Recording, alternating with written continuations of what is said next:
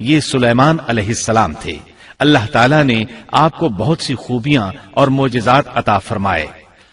سورۃ النمل آیت 16 میں ہے، اور داؤد کے وارث سلیمان ہوئے، کہنے لگے لوگوں ہمیں پرندوں کی بولی سکھلائی گئی ہے اور ہم سب کچھ دیے گئے ہیں، بے شک یہ بالکل کھلا ہوا فضل الہی ہے۔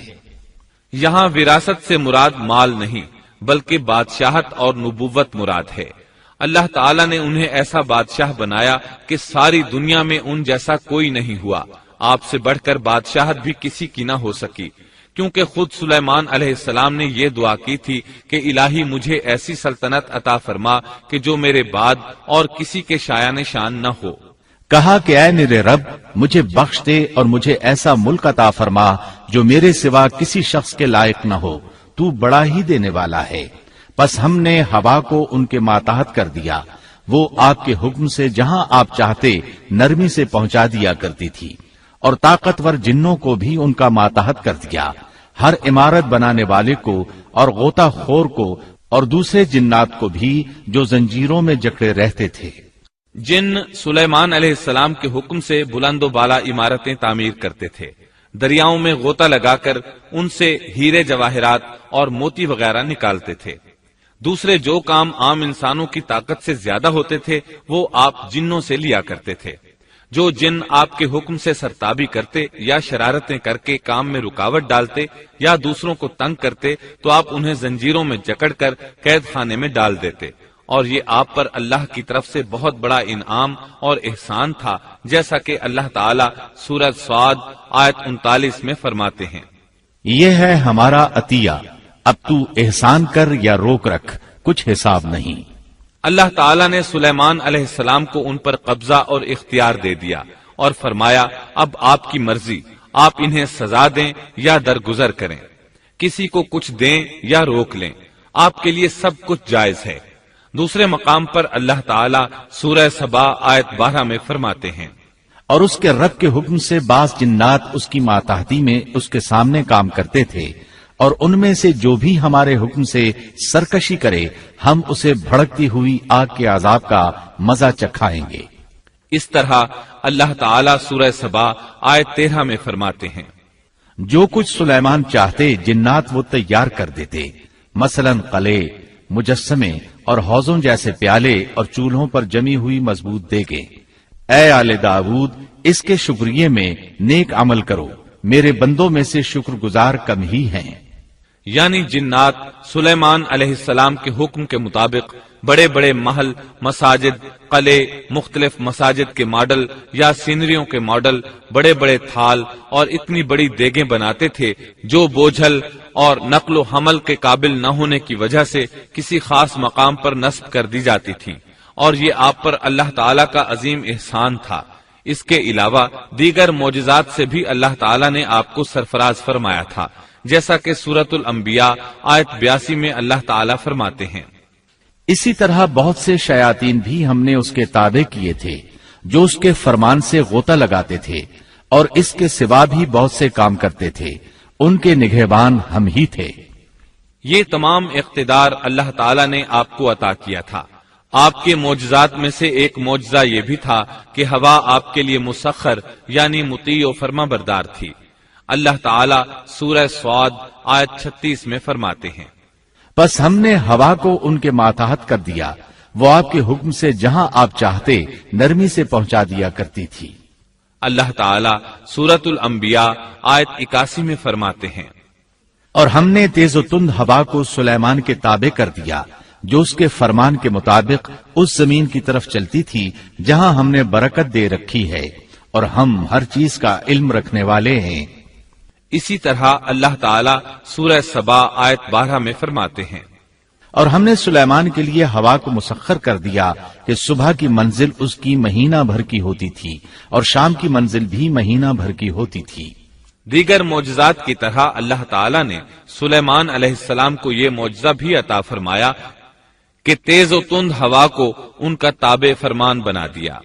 آپ اس ہوا کو جس طرح کا حکم دیتے وہ حکم کی تعمیل کرتی، اور اس طرح آپ ایک ماہ کا سفر چند گھنٹوں میں طے کر لیا کرتے تھے۔ داؤد علیہ السلام کو تو اللہ تعالیٰ نے لوہے کی ڈھلائی کا کام سکھایا تھا، جبکہ سلیمان علیہ السلام کو لوہے کی ڈھلائی کے علاوہ تانبے کی ڈھلائی کا فن بھی سکھایا۔ سورہ سبا آیت 12 میں اللہ تعالیٰ فرماتے ہیں، اور ہم نے اس کے لیے تانبے کا چشمہ بہا دیا۔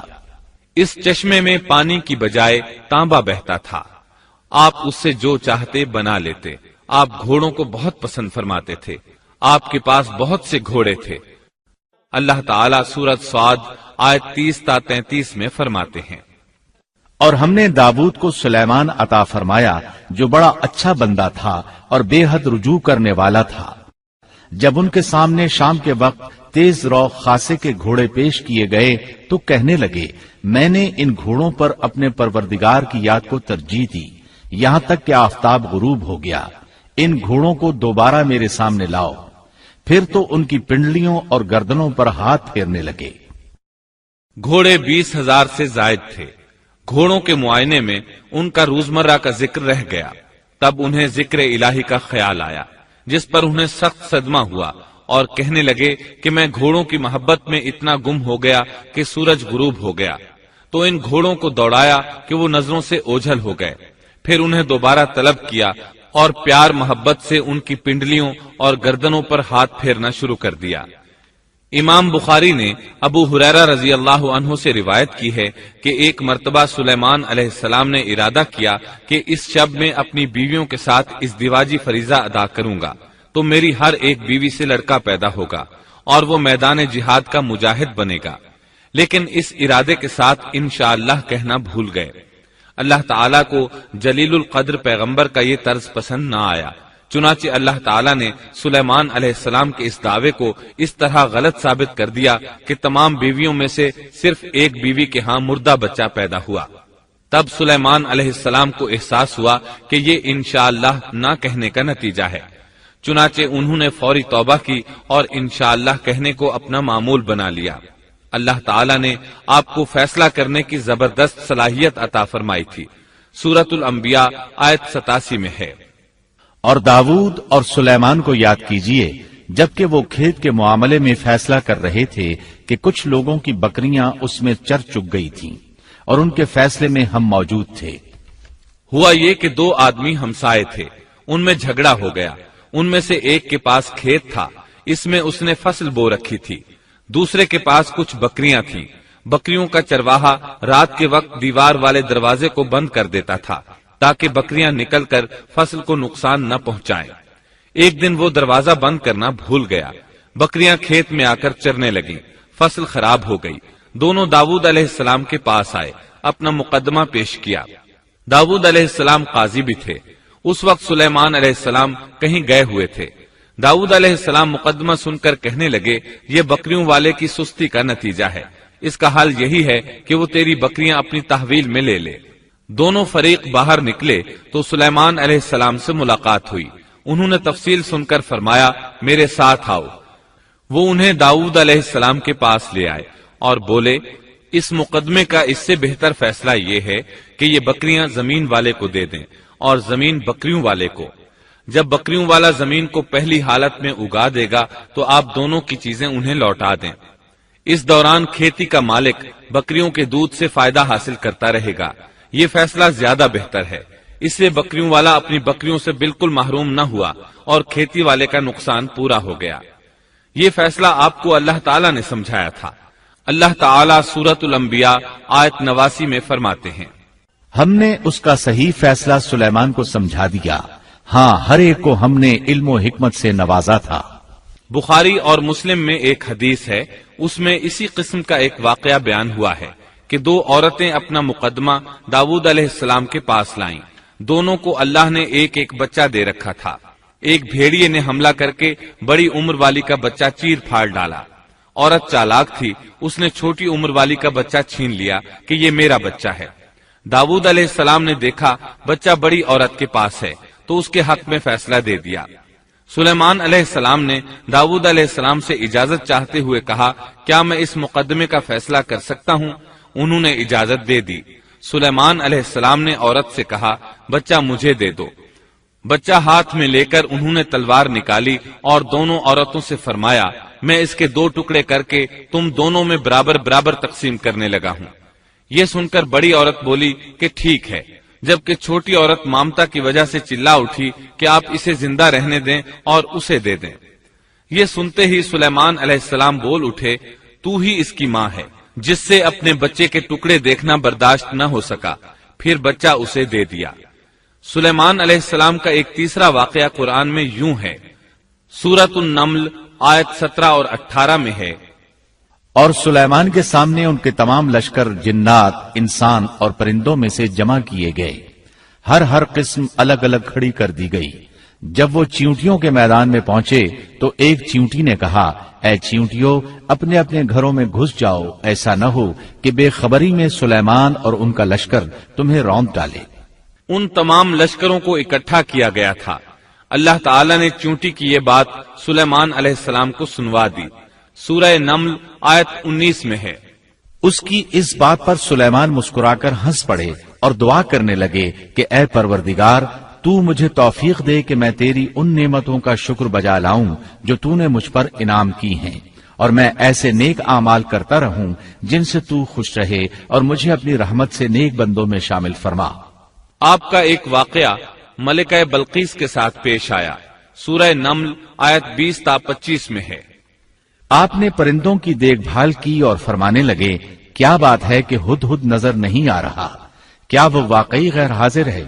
یقیناً میں اسے سخت سزا دوں گا یا اسے ذبح کر ڈالوں گا، یا وہ میرے سامنے کوئی معقول وجہ بیان کرے۔ کچھ زیادہ دیر نہ گزری تھی کہ اس نے آ کر کہا، میں ایک ایسی خبر لایا ہوں کہ آپ کو اس کی خبر ہی نہیں، اور میں سبا کی ایک سچی خبر آپ کے پاس لایا ہوں۔ میں نے دیکھا ہے کہ ان کی بادشاہ ایک عورت ہے جسے ہر قسم کی چیز سے کچھ نہ کچھ دیا گیا ہے، اور اس کا تخت بھی بڑا عظیم ہے۔ میں نے اسے اور اس کی قوم کو اللہ تعالیٰ کو چھوڑ کر سورج کو سجدہ کرتے ہوئے پایا ہے۔ شیطان نے ان کے کام مزین کر کے انہیں دکھلا کر سیدھے راستے سے ہٹا دیا ہے، پس وہ ہدایت پر نہیں آتے کہ اسی اللہ کو سجدہ کریں جو آسمانوں اور زمینوں کی پوشیدہ چیزوں کو باہر نکالتا ہے، اور جو کچھ تم چھپاتے اور ظاہر کرتے ہو وہ سب کچھ جانتا ہے۔ ہدہد نے اللہ تعالیٰ کی یہ صفت اس لیے بیان کی کہ یہ اپنی حس کے ذریعے زمین میں پانی والے حصے کا پتہ چلا لیتا ہے۔ سلیمان علیہ السلام کو بھی یہی ہدہد بتایا کرتا تھا کہ پانی کہاں ہے، پھر آپ جنات کے ذریعے پانی نکلواتے تھے۔ یہ اطلاع سن کر سلیمان علیہ السلام حیران ہوئے۔ آپ نے ہدہد سے کہا، ہم ابھی تمہاری بات کی تصدیق کر لیتے ہیں۔ سورہ نمل آیت 27 اور 28 میں ہے، سلیمان نے کہا، اب ہم دیکھیں گے کہ تو نے سچ کہا ہے یا تو جھوٹا ہے۔ میرے اس خط کو لے جا کر انہیں دے دے، پھر ان کے پاس سے ہٹ آ اور دیکھ کہ وہ کیا جواب دیتے ہیں۔ آپ نے ایک خط لکھ کر اسے دیا۔ ہدہد وہ خط لے کر ملکہ بلقیس کے محل پہنچا۔ خط اس کے سامنے گرا کر خود دیوار پر جا بیٹھا۔ خط دیکھ کر ملکہ بلقیس نے کہا، وہ کہنے لگی، اے سردارو، میری طرف ایک باوقت خط ڈالا گیا ہے جو سلیمان کی طرف سے ہے، اور جو بخشش کرنے والے مہربان اللہ کے نام سے شروع ہے، یہ کہ تم میرے سامنے سرکشی نہ کرو اور مسلمان بن کر میرے پاس آ جاؤ۔ اس نے کہا، اے میرے سردارو، تم میرے اس معاملے میں مجھے مشورہ دو۔ میں کسی امر کا قطعی فیصلہ جب تک تمہاری موجودگی اور رائے نہ ہو نہیں کیا کرتی۔ ان سب نے جواب دیا کہ ہم طاقت اور قوت والے، سخت لڑنے بھیڑنے والے ہیں، آگے آپ کو اختیار ہے، آپ خود ہی سوچ لیجئے کہ ہمیں آپ کیا کچھ حکم فرماتی ہیں۔ اس نے کہا کہ بادشاہ جب کسی بستی میں گھستے ہیں تو اسے اجاڑ دیتے ہیں اور وہاں کے باعزت لوگوں کو ذلیل کر دیتے ہیں، اور یہ لوگ بھی ایسا ہی کریں گے۔ میں انہیں ایک ہدیہ بھیجنے والی ہوں، پھر دیکھ لوں گی کہ قاصد کیا جواب لے کر لوٹتے ہیں۔ ملکہ بلقیس یہ اندازہ کرنا چاہتی تھی کہ سلیمان علیہ السلام کس قسم کے بادشاہ ہیں، اور یہ کہ وہ ان کے خلاف لڑ سکیں گے یا نہیں۔ چنانچہ اس نے فلسطین کی طرف بے شمار تحائف روانہ کیے تاکہ لڑائی کی نوبت نہ آئے، لیکن جب یہ تحائف سلیمان علیہ السلام کے پاس پہنچے تو آپ غضبناک ہو گئے۔ بس جب قاصد سلیمان کے پاس پہنچا تو آپ نے فرمایا، کیا تم مال سے مجھے مدد دینا چاہتے ہو؟ مجھے تو میرے رب نے اس سے بہت بہتر دے رکھا ہے جو اس نے تمہیں دیا ہے، بس تم ہی اپنے تحفے سے خوش رہو۔ جا ان کی طرف واپس لوٹ جا، ہم ان کے مقابلے پر وہ لشکر لائیں گے جن کے سامنے پڑنے کی ان میں طاقت نہیں، اور ہم انہیں ذلیل و پست کر کے وہاں سے نکال باہر کریں گے۔ قاصد ان کا جواب سن کر اور یہ صورتحال دیکھ کر دہشت زدہ ہو گئے۔ انہوں نے بلقیس کے پاس جا کر ساری حقیقت بیان کر دی۔ ملکہ بلقیس نے انہیں پیغام بھجوایا کہ ہم اسلام قبول کرنے کے لیے تیار ہیں۔ سلیمان علیہ السلام تک اس کا پیغام پہنچا تو آپ اپنے درباریوں کی طرف متوجہ ہوئے۔ آپ نے فرمایا، اے سردارو، تم میں سے کوئی ہے جو ان کے مسلمان ہو کر پہنچنے سے پہلے ہی اس کا تخت مجھے لا دے؟ ایک قوی ہیکل جن کہنے لگا، آپ اپنی مجلس سے اٹھیں، اس سے پہلے میں اسے آپ کے پاس لا دیتا ہوں۔ یقین مانیے کہ میں اس پر قادر ہوں اور ہوں بھی امانت دار۔ جس کے پاس کتاب کا علم تھا وہ بول اٹھا کہ آپ پلک جھپکائیں، اس سے بھی پہلے میں اسے آپ کے پاس پہنچا سکتا ہوں۔ جب آپ نے اسے اپنے پاس موجود پایا تو فرمانے لگے، یہی میرے رب کا فضل ہے تاکہ وہ مجھے آزمائے کہ میں شکر گزاری کرتا ہوں یا ناشکری۔ شکر گزار اپنے ہی نفع کے لیے شکر گزاری کرتا ہے، اور جو ناشکری کرے تو میرا پروردگار بے پرواہ اور کرم کرنے والا ہے۔ حکم دیا کہ اس کے تخت کی صورت بدل دو تاکہ معلوم ہو جائے کہ یہ راہ پا لیتی ہے یا ان میں سے ہوتی ہے جو راہ نہیں پاتے۔ تخت لانے والے آدمی کے متعلق جو یہ آیا ہے کہ اس کے پاس کتاب کا علم تھا، تو مفسرین کا اس کے بارے میں اختلاف ہے کہ وہ کون تھا۔ قرآن کریم کے الفاظ سے جو معلوم ہوتا ہے وہ اتنا ہی ہے کہ وہ کوئی انسان ہی تھا جس کے پاس کتاب الہی کا علم تھا۔ اللہ تعالیٰ نے کرامت اور اعجاز کے طور پر اسے یہ قدرت دے رکھی تھی کہ پلک جھپکتے وہ تخت لے آیا۔ پھر سلیمان علیہ السلام نے تخت میں تبدیلی کا حکم دیا۔ تخت میں تبدیلی کا حکم سن کر اس میں سے ہیرے جواہر نکال دیے گئے اور دوسری جگہوں پر لگا دیے گئے۔ سورہ نمل آیت 42 اور 43 میں ہے۔ پھر جب وہ آ گئی تو اس سے کہا گیا کہ ایسا ہی تیرا بھی تخت ہے۔ اس نے جواب دیا کہ یہ گویا وہی ہے، ہمیں اس سے پہلے ہی علم دے دیا گیا تھا اور ہم مسلمان تھے۔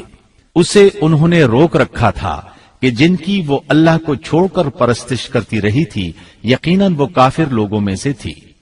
اب سلیمان علیہ السلام کی ملکہ بلقیس سے گفتگو شروع ہوئی۔ پھر وہ اسے تخت کے پاس لے آئے۔ اس سے پوچھا، کیا تیرا تخت بھی اسی طرح کا ہے؟ اس نے بہت اچھا اور فصاحت سے بھرپور جواب دیا۔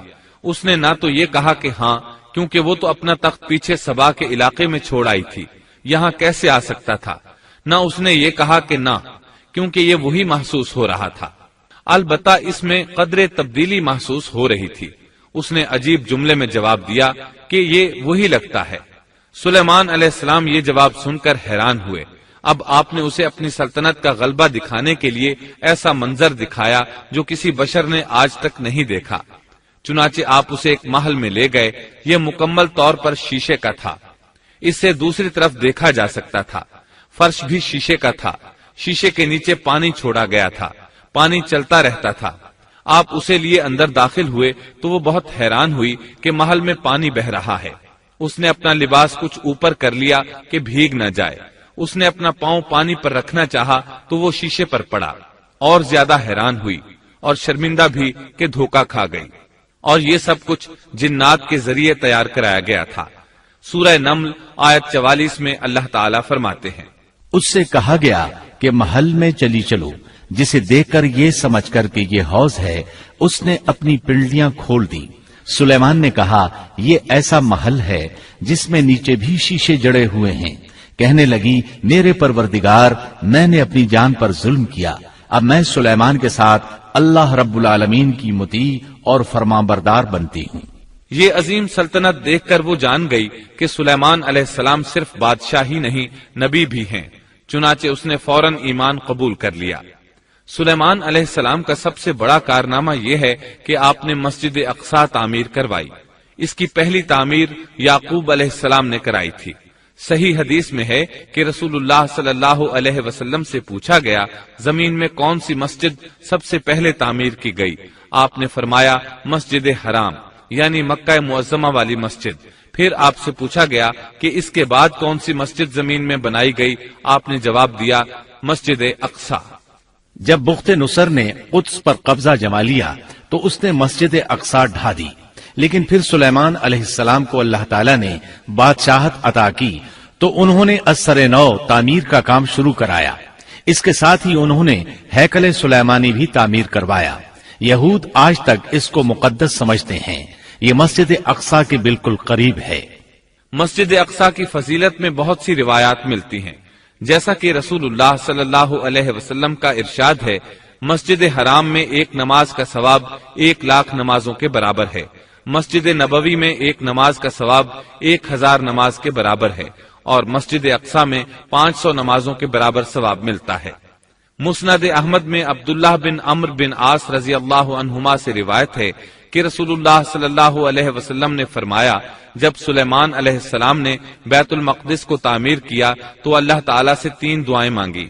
ان میں سے اللہ تعالیٰ نے 2 قبول فرمائیں اور ایک کے بارے میں ہم امید رکھتے ہیں کہ وہ ہمیں ملے گی. انہوں نے پہلا سوال یہ کیا کہ مجھے ایسی حکومت دے جو تیری حکومت کے موافق ہو، یعنی عدل و انصاف کی فراوانی ہو اور کسی پر ظلم و زیادتی نہ ہو. اللہ نے یہ دعا قبول فرمائی. دوسرا سوال یہ کیا، مجھے ایسا ملک عطا فرما جو میرے سوا کسی شخص کے لائق نہ ہو. اللہ تعالیٰ نے یہ دعا بھی قبول فرما لی. تیسرا سوال یہ کیا کہ جو شخص بھی گھر سے نکلے اور وہ مسجد اقصی میں نماز پڑھنے کا ارادہ رکھتا ہو تو وہ اپنے گناہوں سے اس طرح نکل جائے جس طرح کے پیدائش کے دن تھا. اس تیسرے سوال کے متعلق رسول اللہ صلی اللہ علیہ وسلم نے فرمایا، امید ہے یہ دعا اللہ نے ہمارے لیے رکھ لی ہو. اللہ تعالیٰ نے انہیں اس قدر طاقت اور قدرت عطا فرمائی تھی، لیکن اس کے باوجود آپ بشر تھے اور موت ہر بشر کو پہنچ کر رہتی ہے. انسان جس قدر بھی قدرت حاصل کر لے، جتنا بھی غلبہ پالے، جتنی بھی عظمت حاصل کر لے، لیکن موت سے نہیں بچ سکتا. اللہ تعالیٰ نے تو نبی کریم صلی اللہ علیہ وسلم کے متعلق فرمایا ہے، سورۃ الزمر آیت 30 میں ہے، بے شک خود آپ کو بھی موت کا مزہ چکھنا ہے اور یہ سب بھی مرنے والے ہیں. اللہ تعالیٰ نے چاہا کہ سلیمان علیہ السلام کی موت سے بھی لوگوں کو عبرت ہو اور نشانیاں ظاہر ہوں، کیونکہ اس دور میں لوگ جنات کے فتنے میں مبتلا تھے. یہ خیال کرتے تھے کہ جنات کو غیب کا علم ہے. اللہ تعالیٰ نے چاہا کہ لوگوں کو سلیمان علیہ السلام کی موت کے ذریعے بتائیں کہ جنات کو علم غیب نہیں ہے. ایک دن سلیمان علیہ السلام نے جنات کو سختی کے ساتھ مسخر کیا اور وہ آپ کے سامنے کام کرنے لگے. آپ ان کی نگرانی کرتے رہتے. جنات کے دلوں میں آپ کا بہت خوف تھا. آپ انہیں سستی کرنے پر سخت سزا دیتے تھے. آپ کھڑے ان کی نگرانی کر رہے تھے. اس وقت آپ کی عمر 150 سال تھی. جنات بیت المقدس کی تعمیر میں مصروف تھے. ایسے میں آپ نے اپنا عصا پکڑا اور اس پر اپنی ہتھیلیاں ٹکا دیں، پھر ہتھیلیوں پر اپنا سر رکھ دیا. اس طرح ان کی نگرانی کرتے رہے. اسی حالت میں اللہ تعالیٰ نے آپ کی روح قبض کر لی، تاہم آپ کی آنکھیں کھلی رہیں. ادھر جن مسلسل کام میں لگے رہے. وہ یہی خیال کرتے رہے کہ سلیمان علیہ السلام زندہ ہیں اور انہیں دیکھ رہے ہیں. آپ کا خلیفہ آیا تو وہ جان گیا آپ انتقال کر گئے ہیں، لیکن اس نے بھی جنات پر یہ بات ظاہر نہ کی. اس طرح 2 سال گزر گئے. جن اس قدر سخت نگرانی پر حیران تھے. وہ دیکھ رہے تھے کہ 2 سال سے سلیمان علیہ السلام نے حرکت تک نہیں کی، پلک تک نہیں جھپکی. ادھر اللہ تعالیٰ نے دیمک کو سلیمان علیہ السلام کے عصا پر مسلط کر دیا. وہ اندر اندر لاٹھی کو کھوکھلا کرتی رہی. آخر لاٹھی ٹوٹ گئی. سلیمان علیہ السلام زمین پر گر گئے.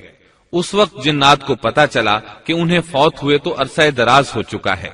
تب انسانوں کو بھی معلوم ہو گیا کہ جنات کو غیب کا علم نہیں ہے. اللہ تعالیٰ سورہ سبا آیت 14 میں فرماتے ہیں، پھر جب ہم نے ان پر موت کا حکم بھیج دیا تو ان کی خبر جنات کو کسی نے نہ دی سوائے گھن کے کیڑے کے جو ان کے عصا کو کھا رہا تھا. پس جب سلیمان گر پڑے تو اس وقت جنات نے جان لیا کہ اگر وہ غیب دان ہوتے تو اس ذلت کے عذاب میں مبتلا نہ رہتے. اس طرح اللہ تعالیٰ نے لوگوں کو مطلع کر دیا کہ جنات بھی مخلوق ہیں، غیب دان نہیں. اللہ تعالیٰ ہی ان پر قادر ہے. اور اسی کے ساتھ سلیمان علیہ السلام کا قصہ اپنے اختتام کو پہنچا.